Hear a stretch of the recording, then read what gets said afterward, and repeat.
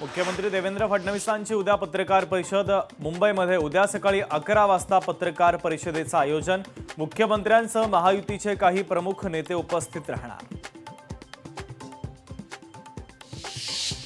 नाशिकच्या सप्तशृंगी गडावर भाविकांची गर्दी। अक्षय तृतीयेचा मुहूर्त साधत हजारो भाविकांनी घेतलं आदिमायेचं दर्शन।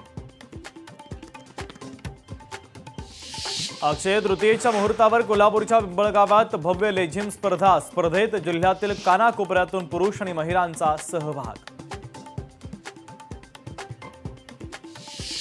प्रताप सरनाईक केंद्रीय वाहतूक मंत्री नाहीत, ते काही कायद्यापेक्षा मोठे नाहीत। रिक्षा टॅक्सी चालकांना मराठी अनिवार्यच्या निर्णयावरून वकील गुणरत्न सदावर्तेंची टीका।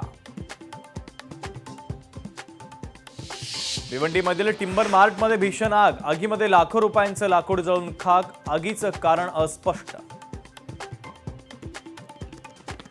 शीतल तेजवानीच्या अटकेबाबत उच्च न्यायालयाचा मिश्र निकाल। पुण्यातील मुंढवा प्रकरणामध्ये तेजवानीची अटक वैध, तर 2 बँक फसवणूक प्रकरणात अटक बेकायदेशीर घोषित करून जामीन मंजूर।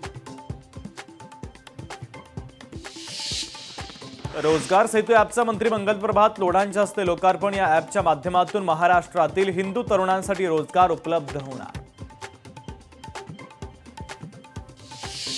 सांगलीमध्ये राष्ट्रवादी पक्षांतर्गत संघर्ष आणखी उफाळला। 35 पदाधिकाऱ्यांनी दिले शहर जिल्हाध्यक्षांकडे राजीनामे।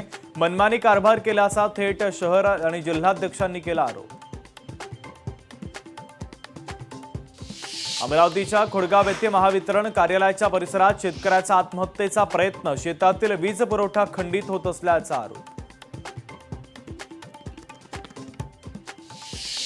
छत्रपती संभाजीनगरमध्ये महात्मा बसवेश्वरांची जयंती साजरी। दुचाकी रॅलीनं शहरामध्ये जल्लोष, तर मंत्री शिरसाट आणि अतुल सावेंची उपस्थिती।